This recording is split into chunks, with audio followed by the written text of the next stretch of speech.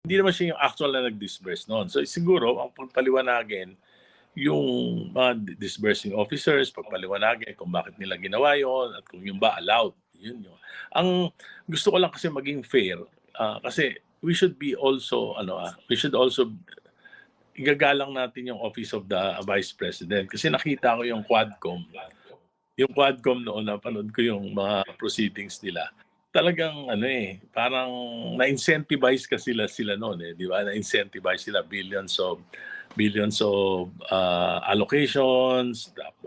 Kaya nga parang they are there to really pin down, not to know the truth, but to pin down the Vice President, di ba? Parang gano'n. So, dapat kung ipe-pursue natin to, dapat marangal yung ating pursuance of the truth, di ba? Hindi yung dahil sa incentivize tayo. At kaya nga tingin ko kaya nga nagkaroon ng 1 trillion na flood control, mga corruption dahil nga dito sa ginawang pag-incentivize nito. Kaya nga nalipat yung pondo ng ng president's budget to infrastructure ng mga congressman dahil sa incentivization na nangyari na ito. So kailangan ganon? talaga. Oo. Yun yung pinag-aralan ko yung 2023 to 2025 budget. Talagang sobrang na-incentivize yung mga representatives. Hindi nangyari ito sa anumang administration na mga bilyon-bilyon yung napunta sa na-allocation sa mga kinatawan ng Kongreso. Opo. Pero First yung time isang yan sa 2019. Opo.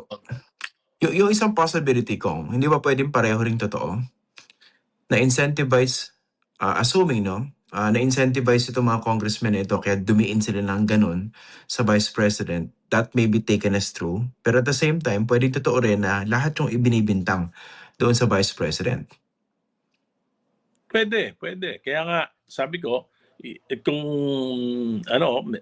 kung mapipirmahan nila ulit, magkakaroon ng Senate trial kung saan mas magiging siguro, mas magiging masusi at magiging mas fair yung deliberation doon. Kasi sa Congress nga, sa tingin ko, bias na kagad Bias na kagad. Di ba, alam naman natin, nag-ambisyon talaga si Speaker Romualdez na maging presidente and ginamit niya itong House of Representatives para talagang sirahan si Vice President Sara. Pero hindi ko sinasabing yung sinisira sa kanya totoo o hindi. Ang sinasabi ko lang hindi maganda yung motive, di ba? Hindi maganda yung motive. So, ngayon pagdating sa Senate, tingin ko mas magiging fair at mapapanood talaga yung at may magandang proseso na, meron yung trial, may proseso na maayos na nasubukan na. Hindi katulad sa House, kita mo meron pang dumating patuloy sa Supreme Court dahil sa paglabag sa mga procedures.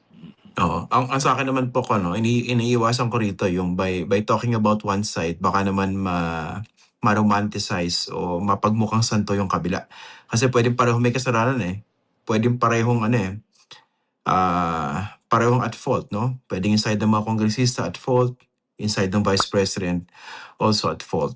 Teka, naghanguli si Congressman Erice. Hintayin natin. Yes. Ayun. Yes. Yung sinasabi ko by pointing out the flaws of the congressman, baka isipin ng mga tao, santan na rin itong si Vice President. Pwedeng hindi Pwedeng pareho sila may sala, hindi po. Tama. Kaya nga sabi ko nga, dapat yung pagpursue ng katotohanan ay marangal, di ba?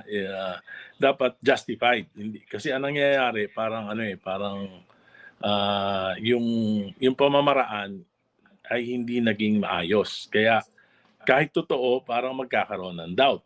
Di ba? Parang palagay na natin totoo yung allegations dahil sa pamamaraan na ginawa, parang nagkaroon ng doubt. Di ba? For example, ngayon, sinasabi ni Congressman Terry Ridon na ang basis niya dun sa unexplained wealth kasi yung 88 million na yung yung SALN from Yung about paglobo. 30. So, oo, paglobo ng 50 million. Pero pag tingnan mo kay Presidente noong 2015, nung senador siya, ang SALN niya is only 350 million. Noong 2024, Presidente siya, ang SALN niya 1.4 trillion, 1.4 billion. Diba? So mas malaki yung malaki yung So kung following the arguments of Congressman Ridon, so dapat lahat ng lumobo may unexplained wealth. Di ba? At lahat dapat imbestigahan. Di ba? Yun yung problema. Tingin ko kasi nakatahi Parang rin po yun sa... Pero nakatahi yata yun sa issue rin ng bank accounts, di ba? Ng Vice President. Yung unang nilabas ni...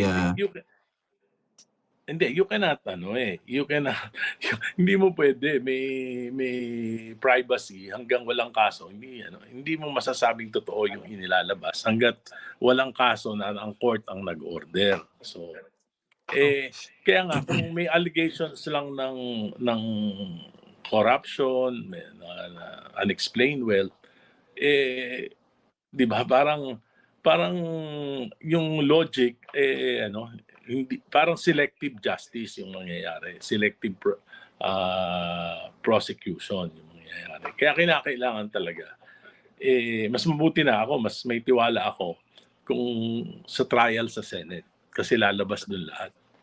Talaga. Pero marami rin kakampi yung Vice President doon. Naglabasan lahat ng mga pro-Duterte ron nung huli. Hindi. Oo nga, pero ibig sabihin magagaling naman yung mga lawyers doon dito sa amin kasi parang sa Committee on Justice, isa lang kakampi ni Vice President Sara, si Congressman Suntay. Out of the mga 60 members. Okay. Sige. Congressman Egay Erice, maraming salamat po for joining us today, for joining us tonight. Okay, thank you. Okay. Salamat po. Salamat.